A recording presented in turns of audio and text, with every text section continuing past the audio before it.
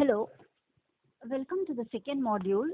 Um, This module will be deriving the transfer function for the rotational mechanical system.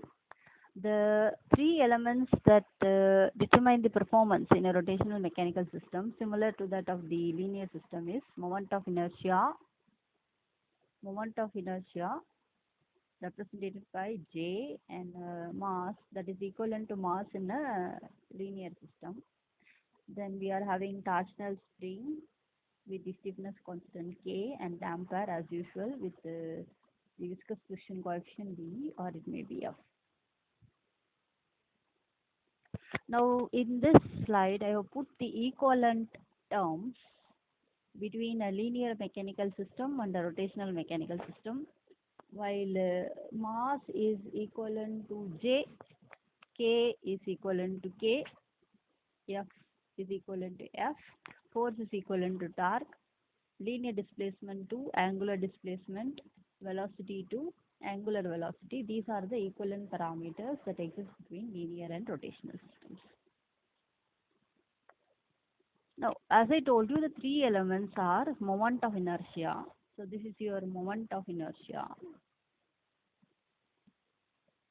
Moment of inertia denoted by J.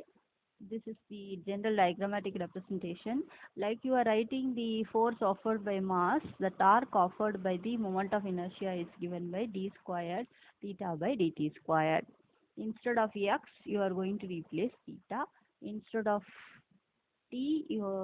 force, you are going to replace t. And instead of m, you are going to replace j. If it is to be done for the spring with a stiffness constant K, which involves two angular displacements, the equation is the torque contributed by the spring is K into theta 1 minus theta 2. General equation is Tk is equal to K theta.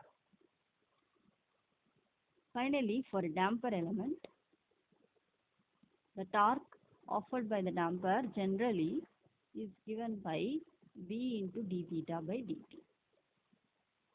Now we will be deriving the transfer function of a rotational mechanical system. You consider a rotatable disk. This is your rotatable disk whose moment of inertia is J, and it is moving with an angular velocity of theta against the oil with the viscous friction coefficient B, and it is attached to a shaft of stiffness constant K. So for this system taken as an example, we are going to derive the mathematical model, that is transfer function. The first step as usual is that you have to draw the free body diagram. So this is your moment of inertia. In this side you are having the applied elements of torque.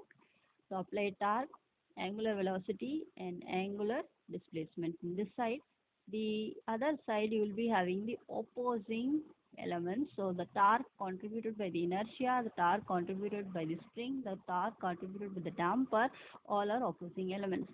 The next step is that you have to apply the Newton's law. So the torque applied is equal to torque opposing. This equation you are going to formulate. So this is the applied. These are the opposing elements that you are having. The one that is offered by moment of inertia, spring and damper. You expand the equation. This side again you are having applied torque. The torque that is contributed by Mi, that is moment of inertia. The torque contributed by spring, the torque contributed by the damper. Again, this is your second order linear differential equation. We know already that final step is that you have to derive the transfer function. That is, as per definition, you need to derive the ratio of Laplace transform of output variable to the Laplace transform of input variable. That you are going to do next. So this is the equation that you obtained. This is your input that you are applying, and the output is your angular displacement. So between these you have to take the ratio, and you know that J, K, B are all constants. They are not functions of time or any other variable, and they obey the principle of superposition. So such systems will be called as linear time invariant system, LTIV systems.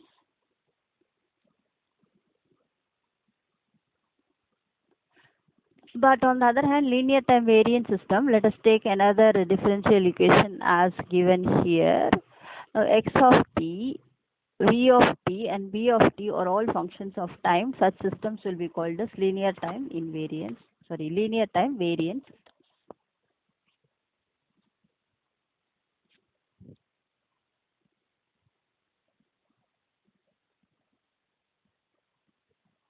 For this rotational system, we have still not derived the transfer function representation. So the transfer function equation that you are having is t is equal to j into d squared theta by dt squared plus k into theta plus f into or b into d theta by dt. So take Laplace transform. T of s is equal to j into two time differentiation means theta s square theta of s plus k into theta of s plus b into one time differentiation theta of s.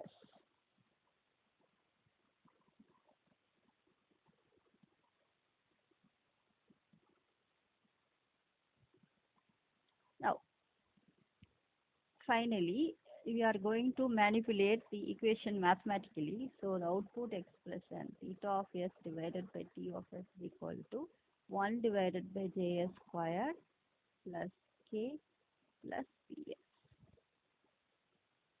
This is the transfer function representation of any rotational mechanical system. Similarly, we will be deriving the transfer function representation for other systems like electrical system. We will be doing it. So consider a series RLC circuit like this, where you are having RLC component. You are assuming the current I, the input voltage is EI, the output voltage is E0. Here this is involved with the mesh. So we are going to write the KVL equation. The KVL equation we have written here, EI is equal to RI plus L into di by dt plus 1 by C into I dt. And we know that I is equal to dq by dt. So you can reverse the equation to be q is equal to integral of I dt and di by dt is equal to d squared q by dt squared. Again, you replace the parameter in this equation, you will be getting a second order equation like this in terms of q and not I. And another equation we can get for the same circuit, you see to this circuit, this voltage across the capacitor is E0. That equation I have written here.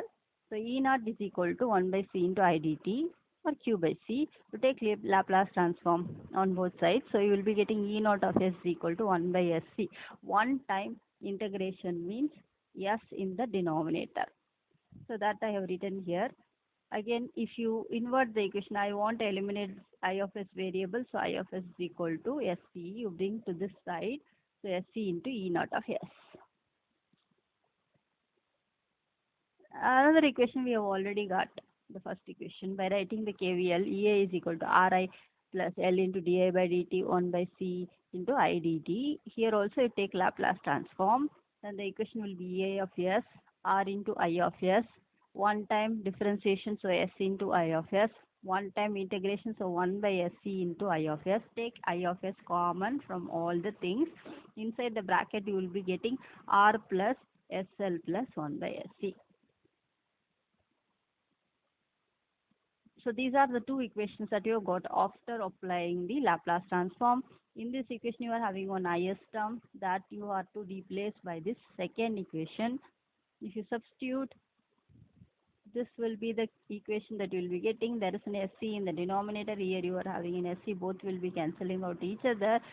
And this is your output voltage and this is your input voltage, the ratio of which will be called as your transfer function, that is equivalent to 1 by S squared LC plus SCR plus 1. This is the transfer function for a series RLC circuit.